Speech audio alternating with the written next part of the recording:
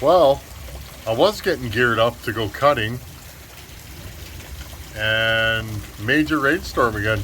I hear it's dry in other places.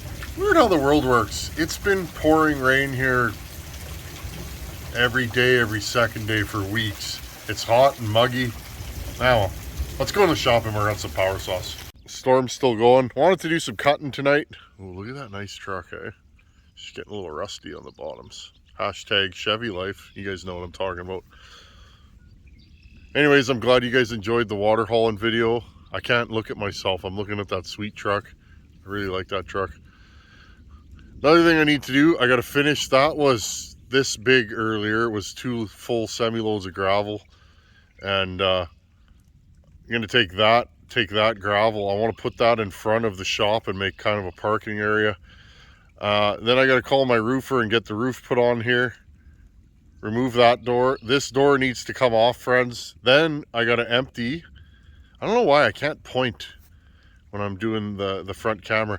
This shop needs to be emptied. I've been piling junk in there for 12 years.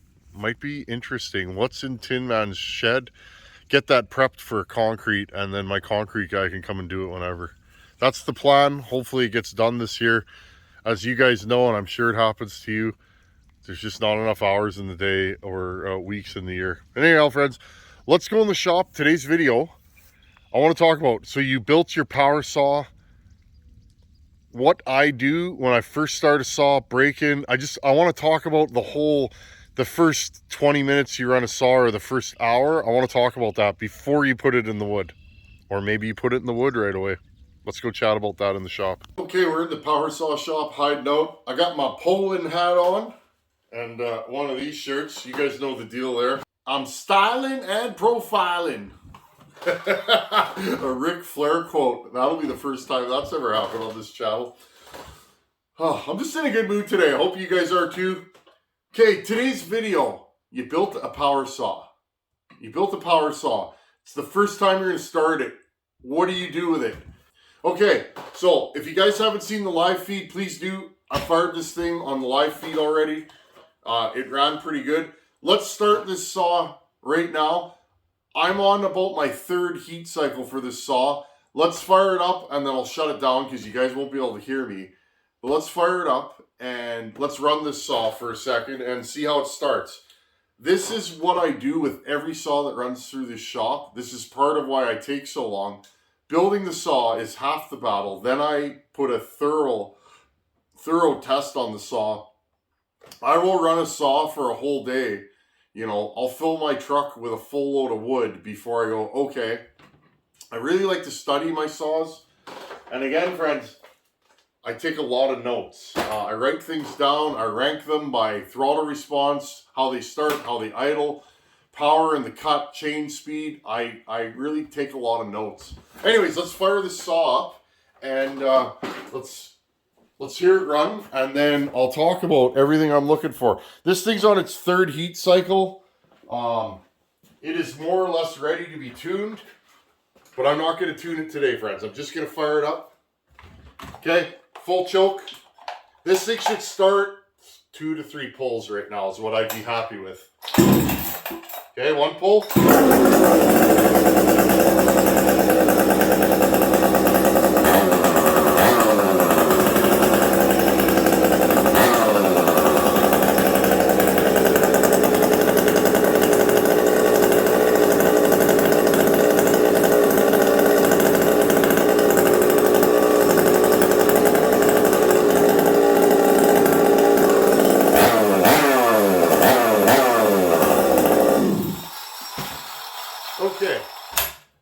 Okay, so right there, again, we're on our 3rd heat cycle with this saw.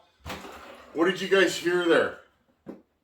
I put the saw on its side, and let's hear that again. When I first started this saw and I put it on its side, guess what? It got pig rich. It didn't want to maintain idle. It didn't stall, and when I gave it trigger, it would race right up. But when I put it on its side, it was a little fat. And it's still slightly fat. Can you guys hear that? Only when you turn it on its side. Now, if this saw continues to do that, I may be a little bit concerned. I'll talk about why, but I want you guys to hear that again. Okay, let's start this thing.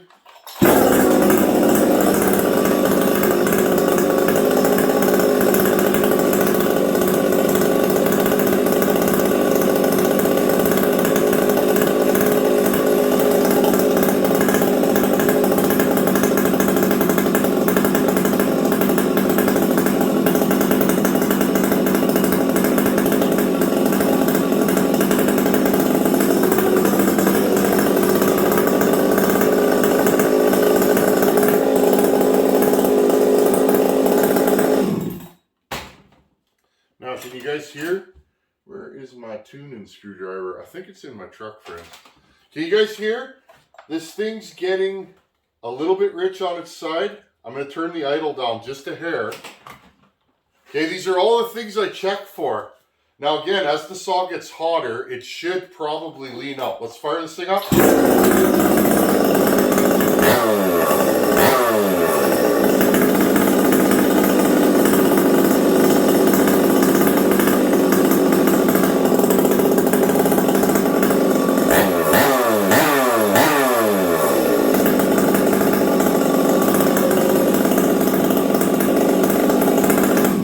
Okay, so I don't know if you guys could hear that. The saw's getting just slightly rich on its side, but it's not stalling. Now, next thing I'm going to do, I got to get on the jet. Okay, now I think this saw is just a little bit rich on the bottom end. I'm going to turn that low jet in just a hair. I want to see how this thing reacts to a little less low jet.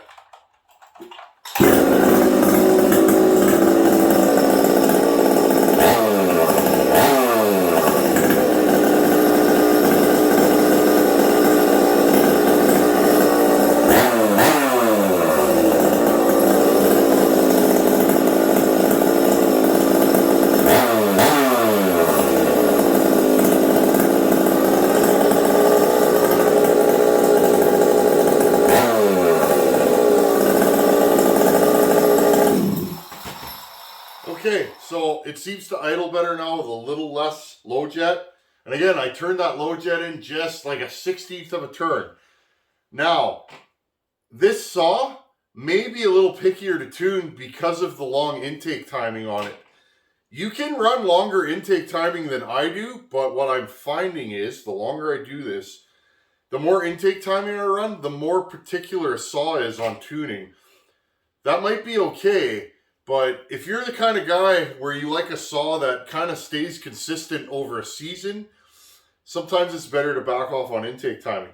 Okay, next thing is, how does it restart? If it's too lean on the low jet, it's not going to restart good. This thing should start. Okay, this thing restarts beautifully. Other thing, trigger response. When I touch it, does it go fast?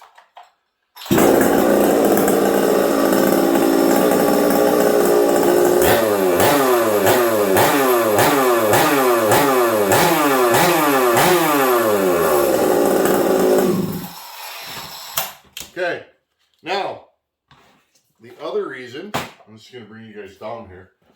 The other reason, and this is just the first time I fire it, and there is something else I do, but I'm kind of showing you guys all the little things that I do. Why am I yelling? I don't have my hearing protection on anymore. I'm loud. It is what it is. I like to get the saw started the first time. Keep it running. Okay, it will settle down. You'll notice it being smoky, especially if you've lubed your cylinder, your ring, your piston, your bottom end, your wrist pin bearing. You got all that extra oil in there. There's nothing wrong with that. It won't hurt anything. Your saw may be lazy on the idle. It may idle a little bit slow. It may be lazy on the throttle. I'll do one heat cycle, meaning I get the saw up to full operating temperature. Ooh. I usually never give it full RPM for that first heat cycle. I'll let the saw idle and then I'll blip the throttle, okay? I usually throw the saw outside on a rubber mat and just let it do its thing for 5 minutes till it's fully hot, and then I shut the saw off and I let it cool down. Now, I usually have my high jet a little bit rich. This one's actually quite a bit rich. When I lean the high jet out, I may end up having to readjust the low jet because often you get a little bit of fuel between your high and your low. I haven't built enough of these to know these carburetors. Tillotson carburetors, I know approximately because I've worked on so many of them and built so many ported saws with Tillotsons. I know if I turn the high jet in, say, 1/8 of a turn, I know I usually need about a 1/16 of a turn richening the low end because they do some funky things with that. Okay, so I will heat cycle the saw the first time. I let it idle, I shut it off, I let it cool off. Once it's completely cold to the touch, I'll grab the saw again. And I'll fire it back up and do the same thing again.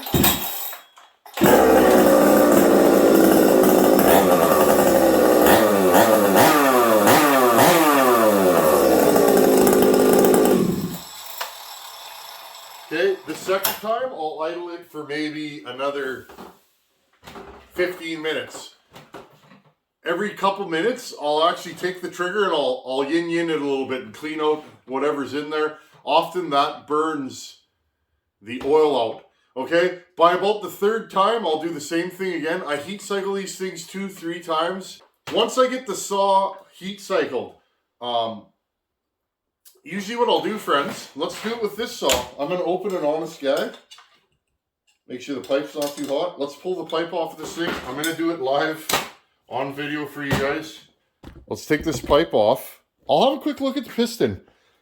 Now, I want to talk about a couple things. I want to talk about hones. When you hone cylinders, I've noticed some things that I think is important to share with you guys if you're honing your cylinders. Just something I've noticed. Yeah, I will literally take this and I'll take the pipe right off the saw. Just making sure I get these off. Take this UFO. This pipe on this saw, I can already tell, like, it works. Morgan's got something here. This I'm also, friends, I'm gonna bolt this to my 365. I kind of want to do that right now, actually. Maybe we'll do that. Okay, take this off. I have not looked at this piston. What does the piston look like, friends? Let's get the light on here. Bring you guys right in. Okay. Lots of light in there. What does the piston look like? Really nothing to even discuss here. No scuff marks. There's a few small little lines, but those were there from mock-up. Okay. You do see lines side to side. Now remember, friends, I fit this piston on my lathe. I actually took a few thousandths off of it. Old school hot rod stuff. Just to make it a little bit looser. I didn't like how tight it was. I'll do the drop test on my cylinder. I'll actually put the piston in and drop it and kind of see. Also, you can measure your bore. I'll have to do a video on that, friends. Piston fitment. All these little things, all these little moves that I do, if you, on their own, they're nothing. If you do them all together, you will notice you will get power gains, cooler running saw, just all kinds of goodness.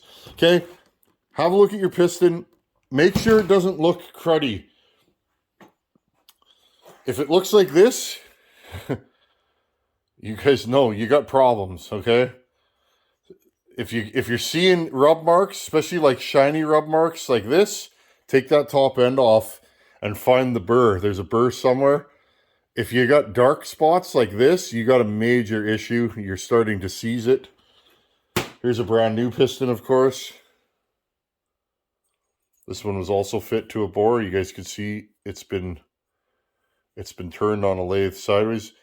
See those small, there you go, those small little marks? You will get that sometimes on a ported or non-ported saw. You guys can see them there, those little tiny wee marks.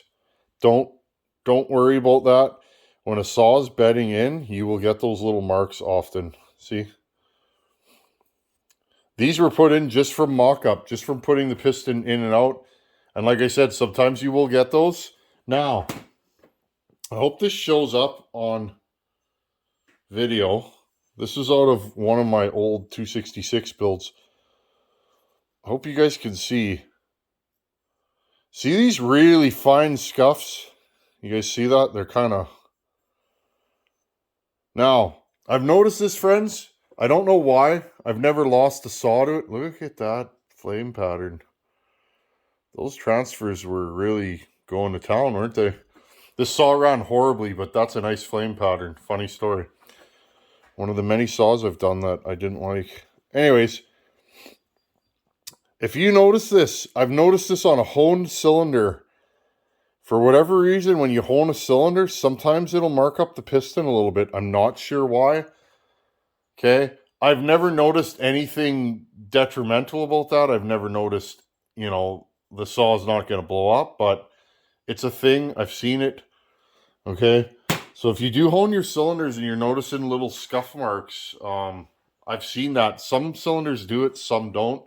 I think maybe the roughness of the hone, and then depending on the clearance of your piston. I'm going to have to do a video on piston clearances, I think. Okay, so you got your new saw. You've heat cycled it. I always heat cycle my saws. If there's a problem with your porting, friends, and you heat cycle it and you don't put it in the wood, even if you heat cycle it once or twice, if you catch that problem with your porting, you'll probably be able to save your port job and your piston and your ring. Okay? I think it's good practice, and it just lets everything break in together. You know, these things are idling at like $3,000 or whatever they idle at. That's a lot of RPM even idling. Now, couple things. When you first put your saw together, remember your rings are not seated. The rings file into the cylinder, into the plating. You are getting blow by. I think it's good the first couple tanks on a new build to run it a little bit fat. There's no harm in doing that. You'll never blow your saw up. And if you run it crisp and, you know, pegged, you know, pinned to the rev limiter or red line, whatever you want to call it, and with the blow by, that may be hard on a new top end. That's just my opinion. Again, I might be wrong. Friends, as engine builders, all we can do is look at cylinders from motors we've built and look at old builds and take stuff apart and try and extrapolate what went wrong here or what can I do better. Doing it this way, I've noticed my saws, they break in nice. Once I've heat cycled it though, it's giddy up time. I put that saw in the wood. I was going to do that tonight, friends, but it's pouring rain. Put my saw in the wood and just let it rock and roll. I work it fairly warm, you know, like I'll take my saw into the woods once I've heat cycled it and I'm happy with it.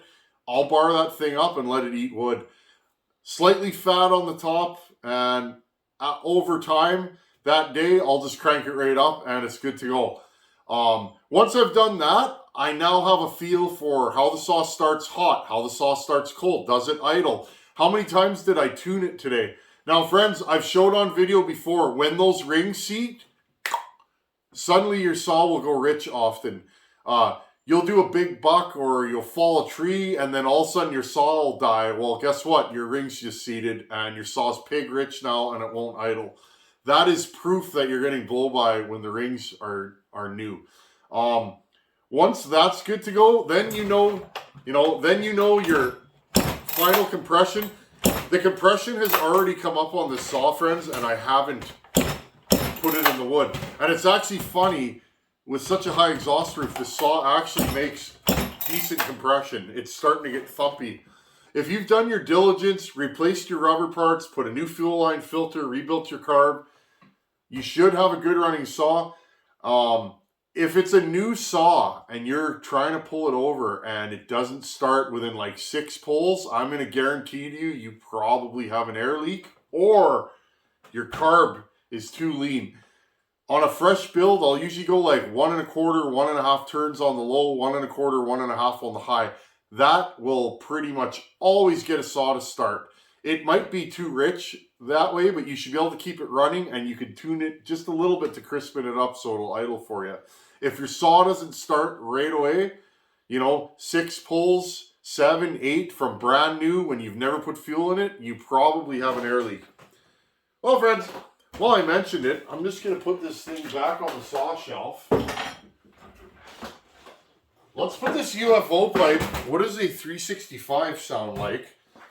For those of you that have been here, that's the first saw I ever ported on this channel. Not the first saw I ever ported, but the first one I ever did on this channel. If you guys remember, look at this thing. It's dirty and grimy and dingy. It's got lots of miles on it. What does this piston look like? You guys see that piston? There you go. Lots of life left in her. This has been a good saw. If I built it again, I would definitely do things different. I definitely know a lot more now than I did then. I'm still learning. I like this saw though. Next time I go cutting, I'm going to bring it with me. I think I'd like to buy a stock 365 and run it against this just to see back to back. Actually, I have one, I guess, friends. That 2165 Johnny is a 365. Sorry if I'm blocking you guys. Just curious, how does this pipe feel on the 48 mil version? Friends, if you can't find a 372, if you can find a 365, giddy up. These things, even stock, if you do a muffler mod and a base gasket delete on these, these are great saws. For the average guy, you might enjoy this more. 372 is peakier. It makes more power, but it's peakier. These things make a broader spread of power. Now, they don't cut like a 372. Just gonna turn the light off here. But they cut. I ran this thing stock for a couple seasons and loved every second of it. I don't even know if there's fuel in this saw, friends. This thing, I had it at my brother's. He was doing some pipe work on it. And this thing's been sitting for quite a while, unfired. Let's see what this thing sounds like. Full choke. Okay. I like saws that start right away. I'm just going to move this chair. Let's see what the UFO sounds like on a 365. Wait, you can tell right away. Think about it. That other saw has 12, 13 more cc's than this thing. You can tell right away. 2, 3, 4. See? 5 pulls. This thing's bone dry.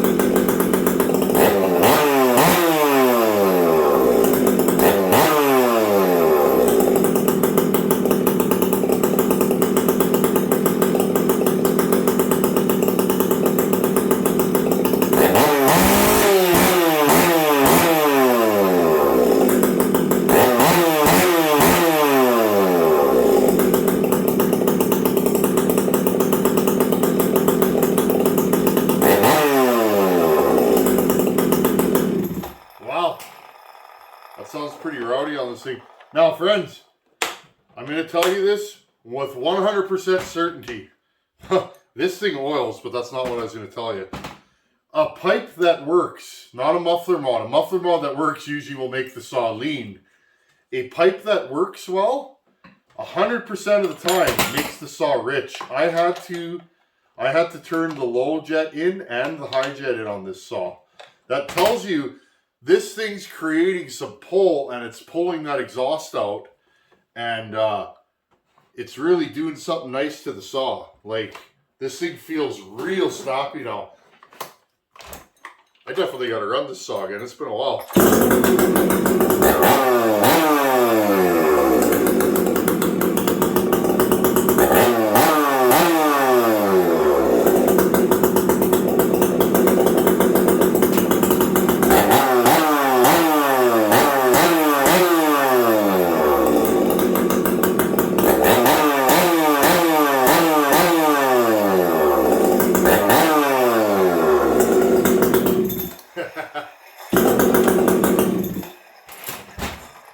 Right on.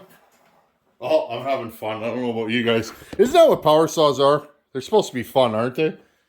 Well, they're sure fun to me. So there you guys go.